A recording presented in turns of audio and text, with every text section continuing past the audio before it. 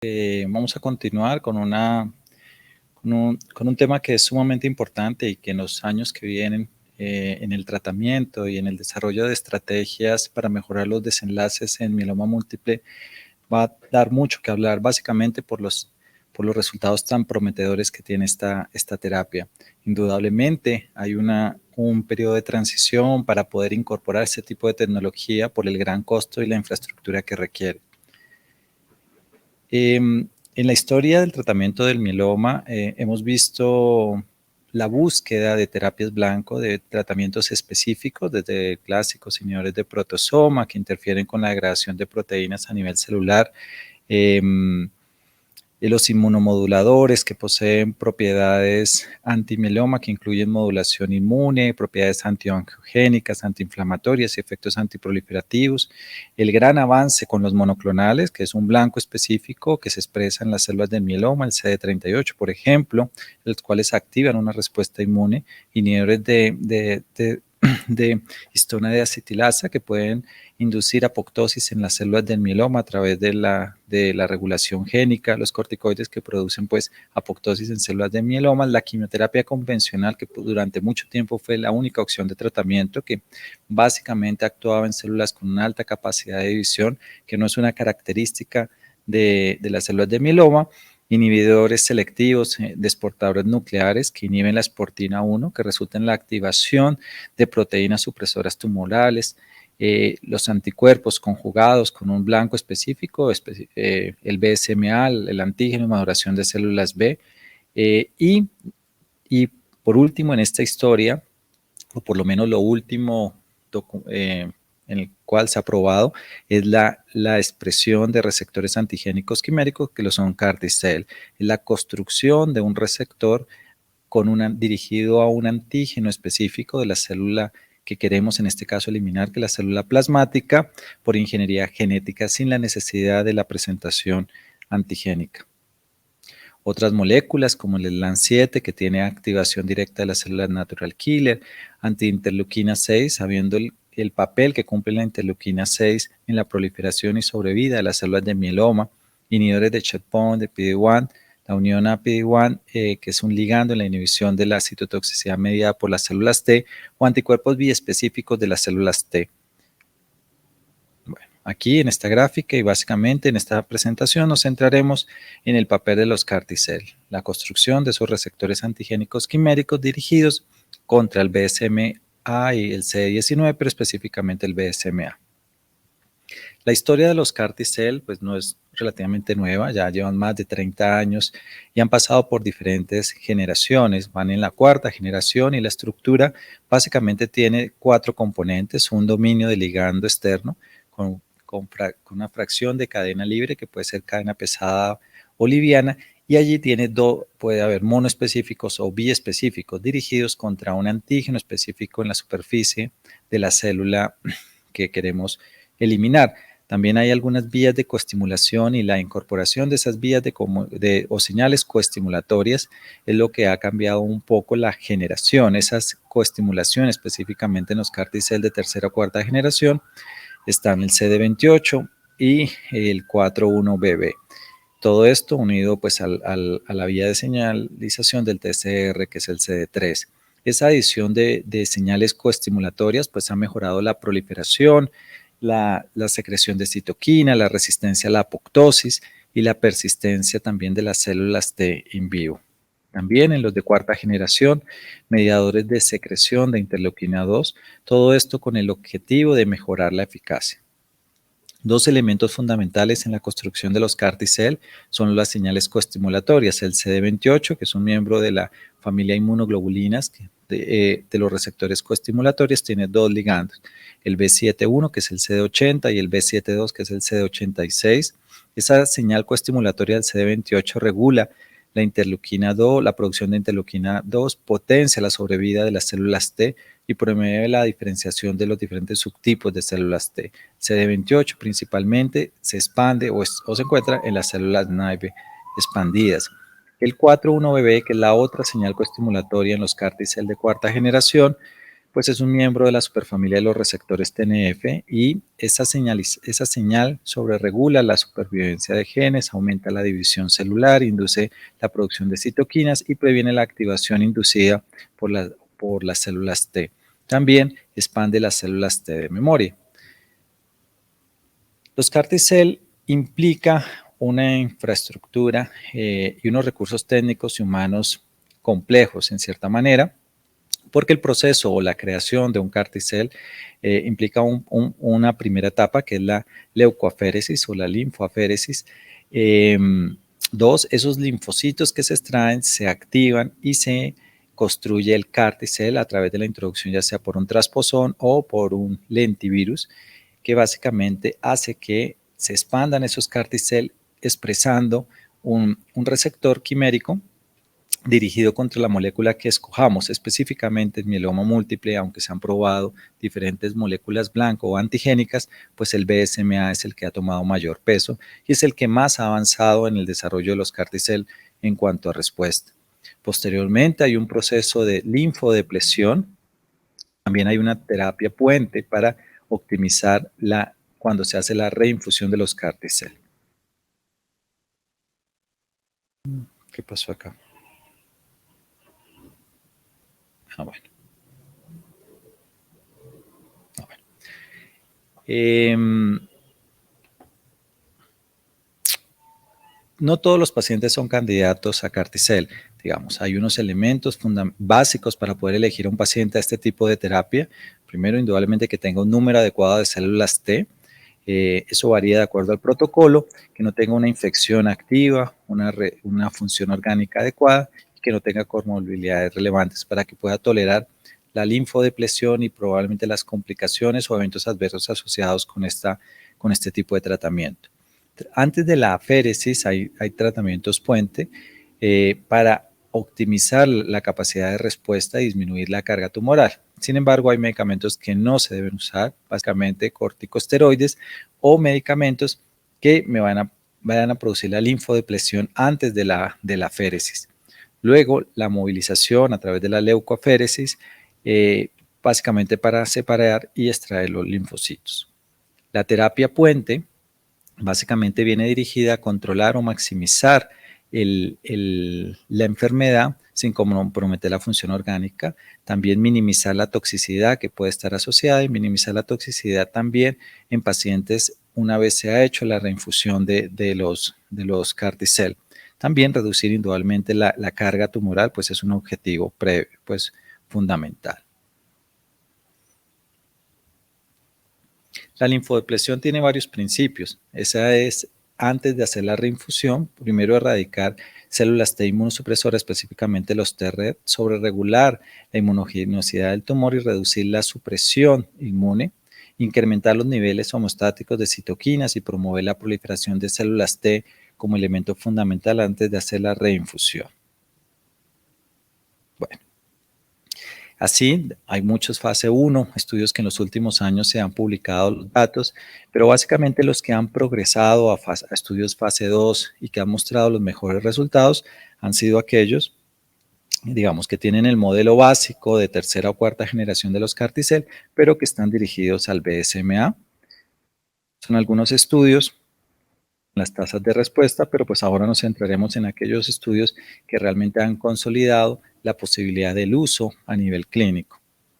También se han probado diferentes moléculas, diferentes al BSMA, como el C19, el kappa, el NKG2DL o el CD138. Sin embargo, las mejores tasas de respuesta son los CAR T-cell construidos específicos para el BSMA. Bueno, ¿qué estudios clínicos tenemos en CAR T-cell? Entonces, hasta ahora, digamos, los que han avanzado y progresado, hay dos tipos de CAR T-cell, el cilta-cel. Tenemos el CARTITUDE-1, el CARTITUDE-2, el CARTITUDE-4. El ensayo fase 1 que fue desarrollado en China es el LEGEND-2. Este es un estudio en el cual pacientes pues, con criterios de mieloma activo en recaída eran seleccionados, se hacía la leucoaféresis y luego se colocaba una terapia puente para linfodepresión con ciclofosfamida en el día -5 a -3 y se hacía reinfusión de los Carticel en un 20% en el día 1, 30% en el día 3 y 7% y en el día 7 el 50%. El objetivo primario de este estudio, pues como fase 1, era ver la seguridad de la molécula del Carticel y como endpoints secundarios la actividad antimieloma, pues basada en los criterios de respuesta del grupo internacional. Acá centrémonos cuáles son las características de los pacientes que se incluyen en este tipo de terapia. Es indudable, pues son pacientes que ya han sido tratados, en promedio pueden tener entre 1 a 9 líneas, promedio 3, ya un 18% había recibido trasplante y eran en un 68 y aún 86% de los pacientes ya eran doble refractarios, habían recibido inhibidores de proteasoma, entre ellos bortezomib, calcifomib, más el bortezomib que el calcifomib, y dentro de los inmunomoduladores talidomida, lenalidomida y POM. Un 60% de los pacientes ya habían sido doble refractarios. Esta es la curva de supervivencia y tiene datos interesantes.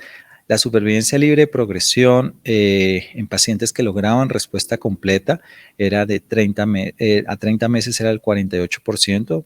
Tenemos que recordar pacientes que eran doblemente refractarios. En total, la supervivencia libre de progresión de 19 meses. Y en aquellos que no lograban respuesta, pues la mortalidad o la recaída o la progresión es muy alta, de solo 3 meses. La sobrevida total, pacientes a 30 meses, el 75% de los pacientes que habían respondido estaban vivos. En pacientes sin respuesta, 18 meses como supervivencia. Este estudio, que iba dirigido a la determinación de los posibles efectos adversos del uso de esta terapia, pues mostraba que un gran porcentaje de los pacientes presentan toxicidades entre grado 3 a 4, 91% fiebre, síndrome de liberación de citoquinas hasta en un 90%, algunas citopenias en un 50%, alteración de la función hepática del 39% y anemia y aún reacciones infusionales en un 20 a un 30%. La neurotoxicidad, que siempre se ha buscado en este tipo de tratamiento, solo en el 2%. El comienzo de los síntomas desde la infusión era un rango entre 1 a 19 días, principalmente la primera semana. La duración media del síndrome de liberación de citoquinas era de 9 días y se usó como esquema para el manejo de la liberación de citoquinas el tocilizumab. También algunos requirieron oxígeno, vasopresor en el 11% y uno requirió soporte ventilatorio. Dentro de las conclusiones es que el Cilta-cel es una estrategia de Carticel segura, de una alta tasa de respuesta, sobre todo con dosis mayores a 0,5 por 10 a la 6 células por kilogramo y con un seguimiento a 25 meses. La sobrevida libre de progresión de los pacientes era de 19 meses. La sobrevida total de los pacientes a 36 meses. Posteriormente viene los estudios fase 2, 1-2, que lo miraremos más adelante, que es el CARTITUDE-1.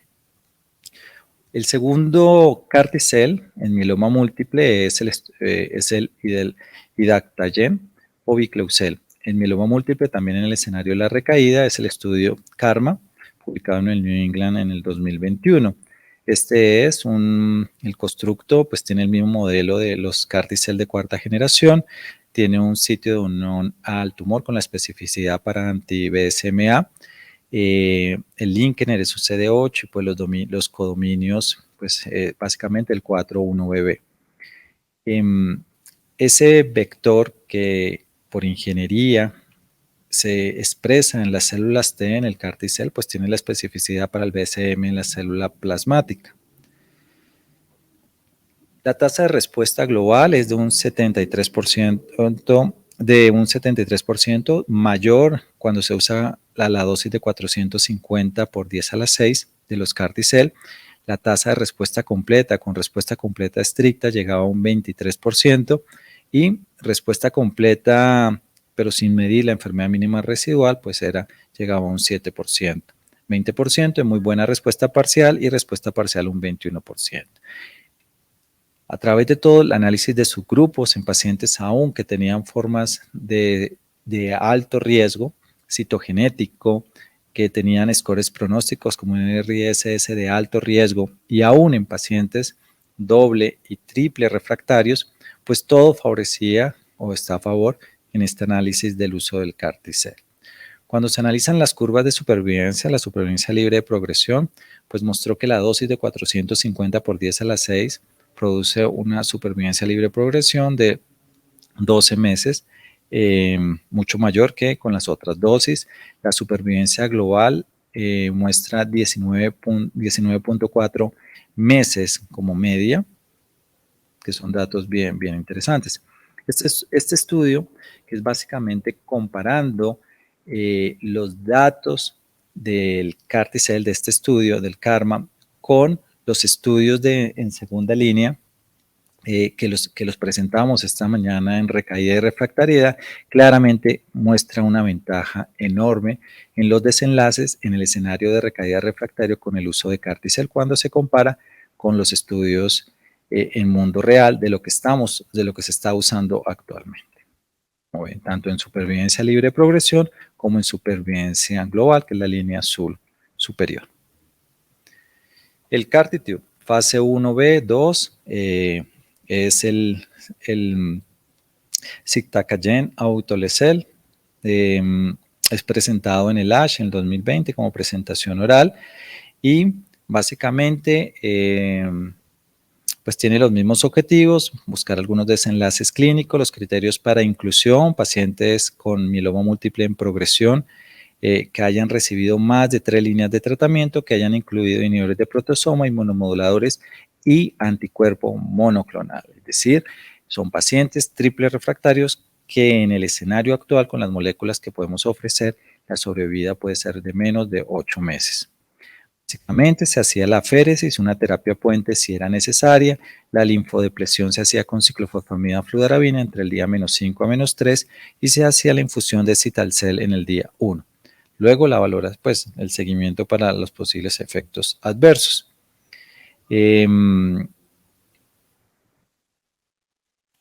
Vemos algunas de las características, que es lo más interesante en este tipo de estudio. Entonces, habían pacientes con enfermedad agresiva, con compromiso extramedular hasta un 13%, una infiltración importante, más del 60% en el 21%, pacientes con perfil de citogenética de alto riesgo, específicamente el 17P hasta un 20%, pacientes que ya habían sido trasplantados, trasplante autólogo en 89% y un 8% con trasplante alogénico. Todos los pacientes, 100%, habían sido triple refractarios y pacientes que son pentaexpuestos, es decir, un 83%, pacientes triple refractarios, 86% y pentarefractarios, 42%, es decir, pacientes de muy alto riesgo, altamente tratados, donde la expectativa con los esquemas actuales de tratamiento es menos de 5 meses. Pacientes ya habían recibido calfixomía en el 64%, pomalidomía en 83% y anticuerpos antimonoclonales hasta en un 99%. Refractarios a la última línea de tratamiento hasta el 99%. Es decir, el peor escenario en el manejo de pacientes con mieloma actualmente. En este estudio hubo en total de 97 pacientes, 14 pacientes fallecieron entre el día 45 al 694 después de la infusión, debido a progresión en 5 pacientes, un paciente por infección, por neumonía, uno por una segunda neoplasia, una leucemia amiloide en 2 pacientes y muy pocos realmente, pero bueno, algunas complicaciones asociadas al uso del CAR-T-cell, infecciones, síndrome de liberación de citoquinas, neurotoxicidad y falla respiratoria. La supervivencia a 12 meses, la supervivencia libre de progresión del 76%, con una supervivencia media no alcanzada, y la supervivencia en pacientes con respuesta completa estricta o muy buena respuesta, indudablemente mucho mayor y aún no alcanzada. La media de seguimiento de 12 meses, la supervivencia libre de progresión media no había sido alcanzada. Entonces, como conclusiones, el perfil de toxicidad del Citalcel Es manejable en este estudio fase 2, sí, el síndrome de liberación de citoquinas y algunas toxicidades de tipo infeccioso están presentes, pero son manejables. La neurotoxicidad ocurrió en el 20%, solo un mayor de grado 3 en el 10%. Pero es indudable la alta tasa de respuesta en pacientes altamente tratados, que es lo más esperanzador con este tipo de tratamientos, un 96% de tasa de respuesta y una respuesta completa estricta hasta el 66%. Con base en estos estudios, se saltó al CARTI2 y el 4, básicamente, para estudios fase 2 y aún fase 3. Este es un estudio comparativo, lo mismo que se hizo con el Karman, con el otro Carticel, y es comparar los resultados del Carticel con los resultados de los estudios pivotales para los esquemas de segunda línea en recaída o refractarios, el Polus, Castor, el Equelux. Y claramente la diferencia en las curvas de supervivencia en lo que se obtienen resultados con el Carticel comparado con esquemas habituales que incluyen el daratumumab, carfixomib, aún pomalidomida, pues es considerable, como lo ven, en supervivencia libre progresión y aún en supervivencia global, como en las curvas. La línea azul es la de los datos. Entonces, claramente este tipo de tratamiento cambia el modelo, el paradigma o por lo menos los resultados en ese escenario de pacientes multitratados. Debemos pensar que eran pacientes que habían estado expuestos a 5 líneas o aún 6 líneas y son penta expuestos y aún también tenían un porcentaje de penta refractarios. Acá, también la diferencia con los otros esquemas. Con unas tasas de respuesta, como muestra el CARTITUDE, de 97%, más de 80% en respuesta completa, con una supervivencia libre de progresión del 22% y una supervivencia global aún no alcanzada a la media. Entonces, son resultados alentadores, esperanzadores en el uso de este tipo de tratamiento, pero pues no vienen solo con los resultados, sino también hay dificultades. Y básicamente los puede uno dividir en tres grupos, esos problemas. Uno, la recaída de la enfermedad y a veces lo que veremos ahorita específico, intrínseco de la biología y la farmacocinética del Carticel. Dos, la toxicidad, indudablemente requiere un personal entrenado para poder vigilarlo, administrarlo y hacer el seguimiento, y algo es el acceso. No solo el acceso en tiempo, sino en dinero. Los factores que afectan la eficacia de los Carticel, la dosis, como vimos, es necesario tener claro, cada Carticel tiene una dosis específica de eficacia.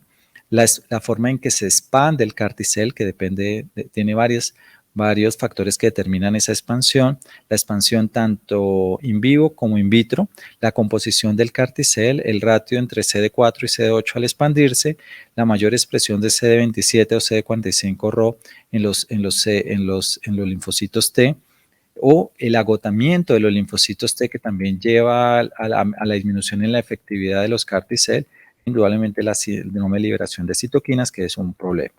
Y la toxicidad o los factores que afectan la toxicidad, pues está la dosis del Carticel, la expresión en la célula de mieloma del BSMA, que también es variable de acuerdo a cada paciente, y la célula o la expansión del Carticel in vivo. También la liberación de citoquinas, interferón, interleuquina 5 y TNF. En esta gráfica ustedes ven diferentes moléculas o antígenos en la superficie de la célula plasmática en las cuales se ha estudiado o se busca como antígeno para los Carticel. Hasta ahora, aunque se han probado, el BSMA es el que más ha avanzado en resultados y básicamente por la especificidad de esta molécula es solamente en las células plasmáticas. Hay más ensayos clínicos, como vieron, es el LEGEND, el CARTITUDE y el KARMA, fue fase 1, luego fase 2 y el camino va hacia fase 3. Pues no está, se quedó, pero está el CARTITUDE 2 y el 4. Bueno, pues muchas gracias a todos por la atención.